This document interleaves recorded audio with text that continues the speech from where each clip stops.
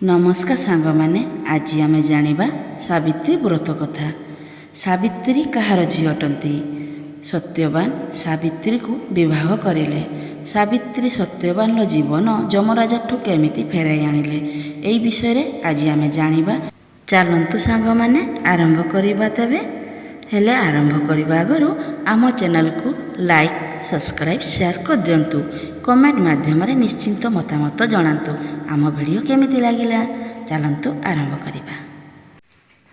एक दिने पंडुपुत्र युधिष्ठिर श्रीकृष्ण को पचारिले, हे कृष्ण, नारी मानक प्रति अनुग्रह करी मु जहा पचारुछि ताहा कुहंतु। केउ व्रत कले नारी माने भाग्यवती होई विधवा नुहंती और जने सुखी हुअंती? दयाकरी आम आगरे प्रकाश करंतु। युधिष्ठिरଙ୍କ वाक्य शुणी श्रीकृष्ण कहिले, हे राजन, तुमे जहा पचारिल ताहा मु एबे कहुअछि। शुण, स्त्री माने नानादी व्रत पालंती। तहि मध्यरु प्रधान व्रत सावित्री व्रत नामरे कथित। से व्रत कले पति पुत्र धन और धान्य लाभ हेबो, अति आनंदरे समय अतिबाहित करिबो। एहा शुणी धर्मदेव युधिष्ठिर पचारिले, हे गोपीनाथ, से व्रत केउ माने करी कि फल पाइछंती? एहा मो अग्रते कुहंतु। एहा शुणी श्रीकृष्ण अति मधुर कंठरे कहुछंती, हे धर्मसूत, शुणंतु। अश्वपति नामरे जणे राजा थिले। से अवनी मंडल दयाशील धर्मपरायण प्रजापालन और नाना गुणरे सुख्याति अर्जन करथिले। कुबेर भंडार परी तांको भंडार परिपूर्ण थाए। केवल तांकर पुत्र नथिबारु से राजांको निकटकू गमन कले। से राजा ऋषि को देखि साष्टांग भूमिष्ठ प्रणिपात होई पादधृत कले। से राजांकर भक्तिभाव देखि ऋषि महासंतुष्ट हेले। ध्यान बलरे राजांकर मनर दुख को जानी कहिले, हे राजन, तुमे एते विरस मनरे काहींकी अछ? एहा शुणी राजा कहिले, हे मुनिवर, धन धान्य प्रजा सुखरे रही मध्य एक पुत्र नथिबारु मनरे शांति नाही। ऋषि कहिले, हे राजन, आम्हे गोटिए मंत्र कहिबु। सेही मंत्र को भक्तिरे जप करिले ताहा बलरे गोटिए कन्या हेबो।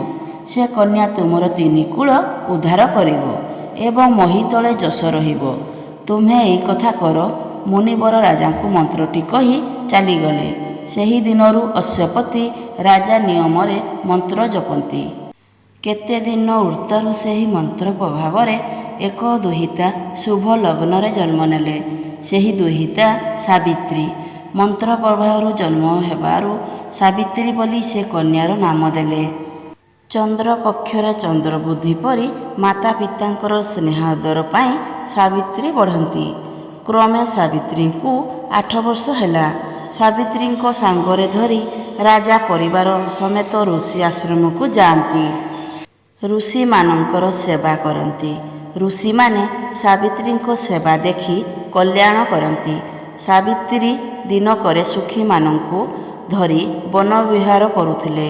एही समय रे ऋषि मानंकर सहित एक सुंदर पुरुष को देखिले। से पुरुष को देखि मोहित होई नयनर पलक पकाई पारिले नाही। सावित्री ऋषि को पूछा कले, हे मुनिवर, ए युवक कहार? सुत मते कुहंतु। एहा शुणी मुनि कहिले, अवंती नगरर दुर्म्योतसेन बोली एक राजा थिले। तांकर सुत सहित सुकुटुंब धरी एही वनरे वास करुछंती। ताहांकर नाम सत्यवान और द्वितीय नाम चित्रसेन। एही चित्रसेन दुर्मृत्यसेनकर एकमात्र पुत्र। मुनि मुखु एहा शुणी मने मने सावित्री भाविले, एही चित्रसेन को मो पति रूपे बरिबी। एहा भावी गृह को समस्ते चलीगले। सावित्री माता को सकल विषय कहिले। राणी कन्यार कहिबा कथा को जाई राजा को कहिले। राजा कहिले, से कहार पुत्र, किपरि तांकु दुहिता दान देबा। एहीपरि कथावार्ता समय रे नारद मुनि प्रवेश हेले। राजा नारद महामुनि को देखि यथा मन्यरे पादधृत करी दिव्य आसन रे बसाइले। ଏମନ୍ତ ସମୟରେ ସେହି ସ୍ଥାନରେ ଦୁହିତା ସାବିତ୍ରୀ ଯାଇ ପ୍ରବେଶ ହେଲା। ନାରଦ ପଚାରିଲେ, ହେ ରାଜନ, ଏ କାହାର କୁମାରୀ? ରାଜା କହିଲେ, ହେ ମୁନିବର, ବହୁ ତପେ ଏ କୁମାରୀକୁ ମୁଁ ପାଇଛି। ଏ ମୋହର ଅବୁଝା କନ୍ୟା ବନସ୍ତରେ କାହାକୁ ବରି ଅଛି ବୋଲି କହୁଅଛି। ନୃପତିଙ୍କ ବାକ୍ୟ ନାରଦ ମୁନି ସାବିତ୍ରୀଙ୍କୁ ପଚାରିଲେ, ଆଗ ମା ସାବିତ୍ରୀ, ତୁମେ କାହାକୁ ବରିଅଛ ଆମ୍ଭ ଆଗରେ ପ୍ରକାଶ କର। ଏହା ଶୁଣି ସାବିତ୍ରୀ କହିଲେ, ଅବନ୍ତୀ ନଗରରେ ଏକ ରାଜା ଥିଲେ। ତାହାଙ୍କର ନାମ ଦୁର୍ମତ ସେନ। ତାହାଙ୍କର ପୁତ୍ର ସତ୍ୟବାନ ଓ ଚିତ୍ରସେନ। ତାହାଙ୍କର ରୂପଗୁଣ ଦେଖି ମୋହର ଶ୍ରଦ୍ଧା ବଳିଲା। ଏହା ଶୁଣି ନାରଦ କହିଲେ, ହେ ଅଶ୍ୱପତି, ହେମନ୍ତସେନ ଚକ୍ଷୁହୀନ ହେବାରୁ ଶତ୍ରୁମାନେ ରାଜ୍ୟ ନେଲେ। ତଦୁତ୍ତାରୁ ସେହି ରାଜ୍ୟ ସୁକୁଟୁମ୍ବେ ଅରଣ୍ୟରେ ବାସ କରୁଛନ୍ତି। ସେହି ରାଜା ସକଳ ଗୁଣରେ ଗୁଣୀ ଅଟନ୍ତି। ମାତ୍ର ଆମ୍ଭେ କହୁଅଛୁ, ଏ ବିବାହ ଅନିଶ୍ଚିତ। ସେହି ସତ୍ୟବାନର 1 ବର୍ଷ ମାତ୍ର ଆୟୁଷ ଅଛି। ସେଥିଯୋଗୁଁ ଆମ୍ଭେ ନାସ୍ତି କରୁଛୁ। ତେଣୁକରି ଅନ୍ୟ ସ୍ଥାନେ ବିବାହ ଦେବା ଉଚିତ। ସାବିତ୍ରୀ କହିଲେ, ହେ ପିତା, ମୁଁ ତାଙ୍କ ବ୍ୟତୀତ ଅନ୍ୟ ପୁରୁଷକୁ କରିବି ନାହିଁ। ଅନ୍ୟ ପୁରୁଷକୁ କରିଲେ ମୁଁ ଅସତୀ ଦୁଚାରିଣୀ ହେବି। ଅତଏବ ମୋ ଭାଗ୍ୟରେ ଯାହା ଅଛି ତାହା ଫଳିବ। ସତ୍ୟବାନଙ୍କୁ ମୋତେ ପ୍ରଦାନ କରନ୍ତୁ। ସାବିତ୍ରୀଙ୍କ ଠାରୁ ନାରଦ ଏପରି ବଚନ ଶୁଣି ମହାସନ୍ତୋଷରେ କହିଲେ, ଧନ୍ୟ ତ ସତୀତ୍ୱପଣ, ତୋର ମନବାଞ୍ଛା ସିଦ୍ଧି ହେଉ। ତୁ ନିଶ୍ଚୟ ଭାଗ୍ୟବତୀ ହେବୁ। ଏହା କହି ମୁନିବର ନିଜ ସ୍ଥାନକୁ ଚାଲିଗଲେ। ତହୁ ଅଶ୍ୱପତି ରାଜା ବିଭାଘର ମଣ୍ଡପ ଓ ଉତ୍ସବ ମଣ୍ଡାଇବାକୁ ଆଦେଶ ଦେଲେ। ଶୁଭ ଲଗ୍ନରେ ସତ୍ୟବାନଙ୍କୁ କନ୍ୟା ସମର୍ପଣ କଲେ। ସତ୍ୟବାନ ସାବିତ୍ରୀଙ୍କୁ ଘେନି ପିତାଙ୍କ ସମ୍ମୁଖକୁ ଚାଲିଗଲେ। ସତ୍ୟବାନ ପିତାମାତାଙ୍କୁ ନମସ୍କାର କଲେ। ସାବିତ୍ରୀ ଶାଶୁ ଶ୍ୱଶୁରଙ୍କୁ ନମସ୍କାର କଲେ। ପ୍ରତିଦିନ ସାବିତ୍ରୀ ଶାଶୁ ଶ୍ୱଶୁରକୁ ଯଥା ଭକ୍ତିରେ ପୂଜା କରୁଥାନ୍ତି। ଦେବତା ବ୍ରାହ୍ମଣଙ୍କୁ ଭକ୍ତି କରି ପୂଜା କରୁଥାନ୍ତି। ଏହିପରି କେତେଦିନ ଗଲା। ନାରଦ ମୁନିଙ୍କ କଥାକୁ ସାବିତ୍ରୀ ସବୁବେଳେ ଭାବି ଚାଲିଥାନ୍ତି। ରାଜା ରାଣୀ କିମ୍ବା ସତ୍ୟବାନ କେହି ଏକଥା ଜାଣିନାହାନ୍ତି। ସାବିତ୍ରୀଙ୍କ ସ୍ୱଭାବ ଦେଖି ଶାଶୁ ଶ୍ୱଶୁର ଅତ୍ୟନ୍ତ ଆନନ୍ଦ ଲଭୁଥାନ୍ତି। ଜ୍ୟେଷ୍ଠ ମାସ ଅମାବାସ୍ୟା ଦିନରେ ସତ୍ୟବାନଙ୍କ ଆୟୁଷ ଶେଷ ହେବା କଥା ସାବିତ୍ରୀ ମନେ ରଖିଥାନ୍ତି। କ୍ରମେ ସତ୍ୟବାନଙ୍କ ଆୟୁ ଶେଷ ନିକଟରେ ହେଲା। ରାତି ପାହିଲେ ଜ୍ୟେଷ୍ଠ ମାସ ଅମାବାସ୍ୟା ହେବ। ଏକଥା ସାବିତ୍ରୀ ଜାଣି ଲକ୍ଷ୍ମୀନାରାୟଣଙ୍କ ପୂଜା ନିମନ୍ତେ ଉପବାସ କଲେ ଓ ଲକ୍ଷ୍ମୀନାରାୟଣ ଶାସ୍ତ୍ରମାନ ପାଠ କଲେ। ଆମ୍ବ, କଦଳୀ, ନଡ଼ିଆ, ତାଳ, ଖଜୁରୀ କୋଳି ନାନା ଦ୍ରବ୍ୟମାନ ପୂଜା କଲେ। ବ୍ରାହ୍ମଣ ଭୋଜନ କରାଇଲେ। ସାବିତ୍ରୀ ଶାଶୁ ଶ୍ୱଶୁର ଓ ସ୍ୱାମୀଙ୍କୁ ଡାକି ଭୋଜନ ସାମଗ୍ରୀ ବାଢ଼ିଲେ। ଭୋଜନାନ୍ତେ ଶାଶୁ ଶ୍ୱଶୁର କହିଲେ, ବଧୂ, ତୁମେ ବର୍ତ୍ତମାନ ଭୁଞ୍ଜି ବସ। ସାବିତ୍ରୀ କହିଲେ, ମୁଁ ବ୍ରତ ପାଳିଛି, ଆଜି ଦିନ ଶେଷରେ ଭୁଞ୍ଜିବି। ଏପରି କରି ତାଙ୍କୁ ପ୍ରବୋଧ କଲେ। କ୍ରମେ କ୍ରମେ 3 ପହର ବେଳ ହେଲା। ସତ୍ୟବାନ କହିଲେ, ପିତା, କାଠ, ଫୁଲ, ଫଳ ନାହିଁ। ମୁଁ ଯାଉଛି, ଖୋଜି କରି ଆଣିବି। ଏପରି ପିତାମାତାଙ୍କୁ ସତ୍ୟବାନ କହିବାରୁ ସାବିତ୍ରୀ ବିଚାର କଲେ, ମରଣ ସ୍ଥାନକୁ ବିଧାତା ପଥ କଢ଼ାଉଛି। ଏହି ସମୟରେ ସାବିତ୍ରୀ ଶାଶୁ ଶ୍ୱଶୁରଙ୍କୁ ନମସ୍କାର ହୋଇ କହିଲେ, ମୁଁ ମଧ୍ୟ ସ୍ୱାମୀଙ୍କ ସହିତ ଯିବି। ବନରୁ ଆସିଲେ ଭୁଞ୍ଜିବି, ମନା କରନ୍ତୁ ନାହିଁ। ସାବିତ୍ରୀଙ୍କ ଏପରି ଦୃଢ଼ ବଚନ ଶୁଣି ରାଜା ରାଣୀ ସତ୍ୟବାନଙ୍କୁ ଡାକି କହିଲେ, ଆରେ ବାବୁ, ବଧୂ ତୁମ ସାଥିରେ ଯାଉଛି। ସାବଧାନରେ ଯିବୁ। ଅନ୍ଧାର ନହେଣୁ ବାହାରି ଆସିବୁ। ସତ୍ୟବାନ ପିତାମାତାଙ୍କ ଠାରୁ ଏପରି ଶୁଣି ସାବିତ୍ରୀ ସହିତ ବନକୁ ଯାତ୍ରା କଲେ। ବନରୁ ନାନା ପ୍ରକାର ଫଳ ଖୋଜି ସାବିତ୍ରୀଙ୍କ ନିକଟରେ ଦେଇ କହିଲେ, ପ୍ରିୟେ, ଏହିଠାରେ ବସ, ମୁଁ କାଠ ହାଣିବି। ଏହା କହି ସତ୍ୟବାନ ବୃକ୍ଷ ନିକଟକୁ ଗଲେ। ତାଙ୍କୁ ସେହି ସ୍ଥାନୀୟ ଅନ୍ଧକାର ଦିଶିଲା। ସେହି ସ୍ଥାନୀୟରେ ବସିପଡ଼ି କହିଲେ, ସାବିତ୍ରୀ, ମୁଣ୍ଡ ମୋର କାହିଁକି ଘୂରାଇ ଦେଉଛି? ମୋତେ ଅନ୍ଧାର ଦିଶୁଛି।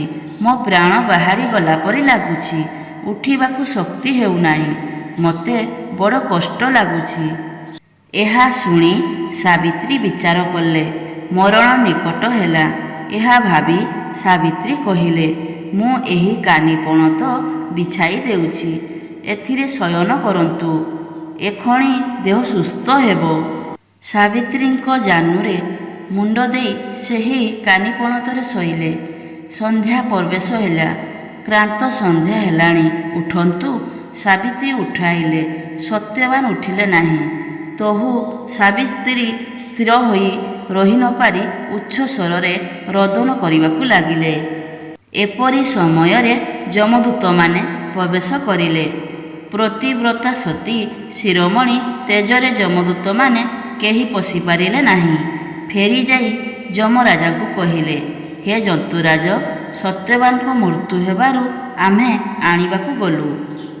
ସତ୍ୟବାନଙ୍କ ପତ୍ନୀ ସାବିତ୍ରୀଙ୍କୁ ଦେଖି ତାଙ୍କ ତେଜରେ ପଶିପାରିଲୁ ନାହିଁ। ଫେରି ଆସିଲୁ।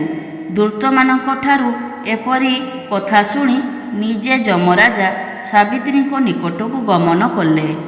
ସାବିତ୍ରୀଙ୍କ ବିକଳ ଦେଖି ଯମରାଜ କହିଲେ, ହେ ମାତ, କାହିଁକି ରୋଦନ କରୁଛ? ରୋଦନ କର ନାହିଁ। ମର୍ତ୍ତ୍ୟ ଭବନେ ଦେହ ବହି ଦେବତା ହେଲେ ବି ମରଇ। ଯେତେ ଦିନକୁ ଯିଏ ଆସିଥାଏ, ସେ ସେତିକି ଦିନ ପୁଣ୍ୟ ହେଲେ ଫେରିଯିବାକୁ ବାଧ୍ୟ ହୁଏ। ଏଥିକି କାହିଁକି ରୋଦନ କରୁଛ? ଆଉ କାନ୍ଦ ନାହିଁ। ଯମରାଜାଙ୍କ ଏପରି ବଚନ ଶୁଣି ସାବିତ୍ରୀ ପଚାରୁଛନ୍ତି, ତୁମେ କିଏ? ସେ କେଉଁଠାରୁ ଆସିଲ ତାହା ମୋତେ କୁହନ୍ତୁ। ମୋର ସନ୍ଦେହ ଫିଟିବ। ଯମ ସାବିତ୍ରୀଙ୍କୁ କହିଲେ, ମୁଁ ଯନ୍ତୁପତି ଯମରାଜା। ସତ୍ୟବାନଙ୍କୁ ନେବା ପାଇଁ ମୁଁ ଆସିଅଛି। ଯମରାଜାଙ୍କ ଠାରୁ ଏପରି ଶୁଣି ସାବିତ୍ରୀ ସତ୍ୟବାନଙ୍କୁ ଛାଡ଼ି ଦେଇ ଉଭା ହେଲେ। ସତ୍ୟବାନଙ୍କ ଦେହର ଜୀବନକୁ ଯମରାଜା ବାନ୍ଧି ନେଇ ବାହାରିଲେ। ସାବିତ୍ରୀ ତାଙ୍କ ପଛେ ପଛେ ଚାଲିବାକୁ ଲାଗିଲେ। ଜନ୍ତୁରାଜ ଲେଉଟି ଚାହିଁ ସାବିତ୍ରୀଙ୍କୁ ପଛରେ ଦେଖି କହିଲେ, ହେ ରାଜଜେମା, ତୁମେ କାହିଁକି କାନ୍ଦି କାନ୍ଦି ଆସୁଛ? ତୁମେ ଘରକୁ ଫେରିଯାଅ। ସାବିତ୍ରୀ ଏକଥା ଶୁଣି କହିଲେ, ହେ ଜନ୍ତୁରାଜ, ମୋ କାନ୍ତ ତୁମ ଭବନକୁ ଯାଉଛନ୍ତି। ତେଣୁ ମୁଁ ମଧ୍ୟ ତୁମ ସଙ୍ଗରେ ଯିବି। ଅନ୍ୟଥା ସଂସାରରେ କିଛି କାର୍ଯ୍ୟ ନାହିଁ। ଚାଲନ୍ତୁ, ତୁମ ଭବନକୁ ଯିବା। ତୁମ ପରି ସତ୍ସଙ୍ଗ ମୋତେ ମିଳିବ ନାହିଁ। ତୁମେ ଅନୁଗ୍ରହ କରି ସଙ୍ଗତେ ନିଅ। ମୋ ପ୍ରତି ନିଷ୍ଠୁର ହୁଅ ନାହିଁ। ଏପରି ସାବିତ୍ରୀଙ୍କ ବିନୟ ବଚନ ଶୁଣି ଯମରାଜ ହସି ହସି କହୁଛନ୍ତି, ଆଗ ପ୍ରତିବ୍ରତା ଶିରୋମଣି, ମୁଁ ତୁମ ପ୍ରତି ଅତ୍ୟନ୍ତ ସନ୍ତୁଷ୍ଟ। ତୁମେ ସତ୍ୟବାନର ପ୍ରାଣ ବ୍ୟତୀତ ଯାହା ମାଗିବ ତାହା ଦେବି। ଏପରି ବଚନ ଶୁଣି ସାବିତ୍ରୀ କହିଲେ, ମୋ ଶ୍ୱଶୁର ଅନ୍ଧ ଓ ରାଜ୍ୟହୀନ। ତାଙ୍କୁ ଚକ୍ଷୁ ପ୍ରଦାନ କରିବା ସହିତ ତାଙ୍କ ରାଜ୍ୟ ତାଙ୍କୁ ପ୍ରଦାନ କରନ୍ତୁ। ଏହା ଶୁଣି ଯମରାଜ ତଥାସ୍ତୁ କରି ଚାଲିଗଲେ। ସାବିତ୍ରୀ ପୂର୍ବ ପରି ତାଙ୍କ ପଛରେ ଗଡ଼ାଇ ଚାଲିଥାନ୍ତି। ଯମରାଜ ଫେରି ଚାହିଁ କହିଲେ, ସାବିତ୍ରୀ, ତୁମେ ଗୃହକୁ ଫେରିଯାଅ। ସାବିତ୍ରୀ କହିଲେ, ତୁମେ ନାରାୟଣଙ୍କ ଅଂଶ। ମୁଁ ତୁମକୁ ସେବା କରିବି। ମୋତେ ସଙ୍ଗରେ ନିଅନ୍ତୁ। ଏହା ଶୁଣି ଯନ୍ତୁପତି କହିଲେ, ହେ ସୁତା, ଆଉ କି ବର ମାଗୁଛ ମାଗ। ଏହା ଶୁଣି ସାବିତ୍ରୀ କହିଲେ, ମୋର ପିତାଙ୍କର ପୁତ୍ର ନାହିଁ। ପୁତ୍ର ଦାନ କରନ୍ତୁ। ଯନ୍ତୁରାଜ ତଥାସ୍ତୁ କହି ଚାଲିଗଲେ। ସାବିତ୍ରୀ ତଥାପି ପଛରେ ଚାଲିଲେ। ଏହା ଦେଖି ଯନ୍ତୁରାଜ କହିଲେ, ହେ କନ୍ୟା, ମୁଁ ତୁମକୁ 2ଟି ବରଦାନ କରିଛି। ସନ୍ଦେହରେ ମର୍ତ୍ତ୍ୟବାସୀ କେହି ସ୍ୱର୍ଗଧାମକୁ ଯାଇନାହାନ୍ତି। ତେଣୁ ତୁମେ ଯିବ କିପରି? ତୁମେ ସତ୍ୟବାନଙ୍କ ପ୍ରାଣ ବ୍ୟତୀତ ଆଉ ଗୋଟିଏ ବର ମାଗ। ସାବିତ୍ରୀ କହିଲେ, ମୋ ସ୍ୱାମୀଙ୍କ ଔରସରୁ ମୋର ସତପୁତ୍ର ଜାତ ହୁଅନ୍ତୁ। ମୋତେ ଏହି ଆଜ୍ଞା କର ଯମରାଜ। ସାବିତ୍ରୀଙ୍କ ଭକ୍ତି ଭାବରେ ବିହ୍ୱଳ ହୋଇ ତଥାସ୍ତୁ କହି ସାବିତ୍ରୀଙ୍କୁ ଫେରିଯିବାକୁ କହିଲେ। ତହୁ ସାବିତ୍ରୀ କହିଲେ, ହେ ଦେବ, ମହତ କଥା ତ ଅନ୍ୟଥା ନୁହଁଇ।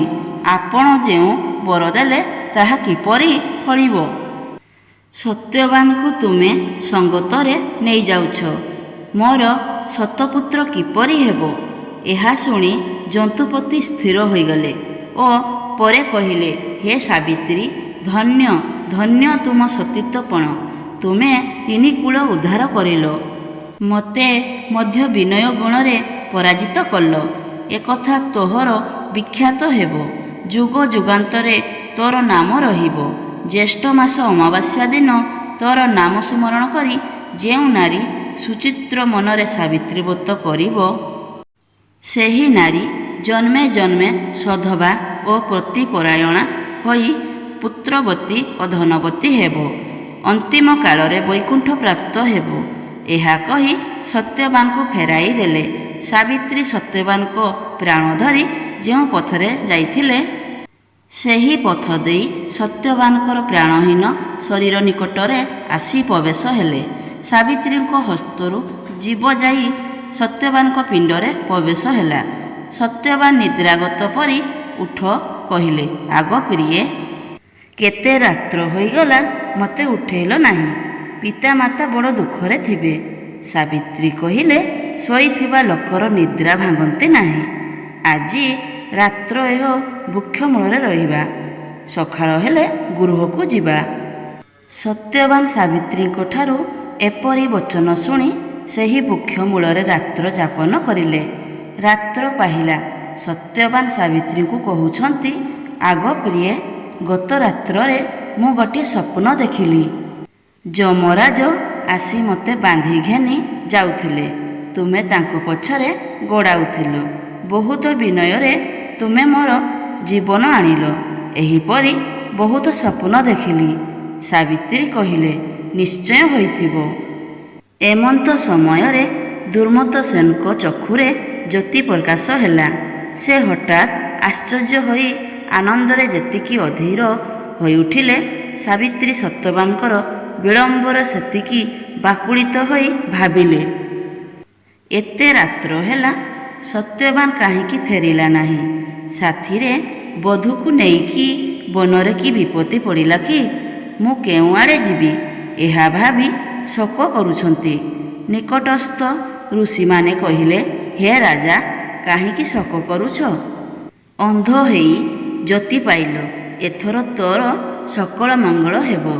ଆମ୍ଭକୁ ସେହିପରି ଦୃଶ୍ୟ ହେଉଛି। ଋଷିମାନଙ୍କର ଏ ପ୍ରକାର ବଚନ ଶୁଣି ରାଜାରାଣୀ ସ୍ଥିର ହେଲେ। ପରଦିନ ସତ୍ୟବାନ ସାବିତ୍ରୀ ଗୃହକୁ ଆସିଲେ। ମୁନିମାନେ ଓ ପିତାମାତା ଦେଖି ଅତି ଆନନ୍ଦରେ ପଚାରିଲେ, କାଲି ରାତ୍ରରେ କେଉଁଠାରେ ଥିଲ? ତହୁ ସାବିତ୍ରୀ ଦେବୀ ସକଳ କଥା କହିଲେ। ସାଧୁମାନେ ଏପରି କଥା ଶୁଣି କହିଲେ, ଧନ୍ୟ ରାଜଜେମା, ତୋର ପିତାମାତା ଧନ୍ୟ। ମୃତ ପତିଙ୍କୁ ଜୀବଦାନ ଦେଲୁ, ପିତାର ଅପୁତ୍ରିକ କୁଳ ରକ୍ଷା କଲୁ, ଶ୍ୱଶୁର ରାଜ୍ୟ ଓ ଚକ୍ଷୁଦାନ ଦେଲୁ।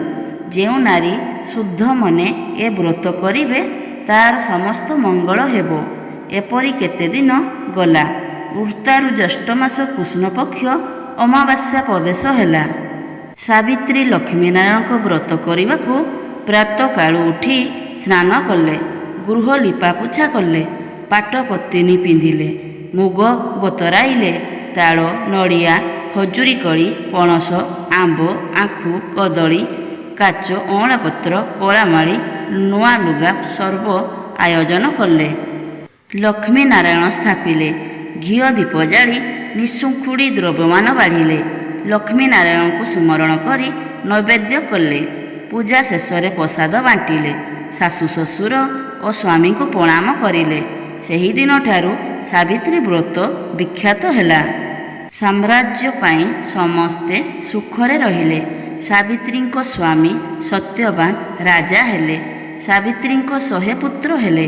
ଅତି ସୁଖେ ପୁତ୍ରଙ୍କୁ ରାଜା କରି ଅନ୍ତେ ସ୍ୱର୍ଗକୁ ଗଲେ।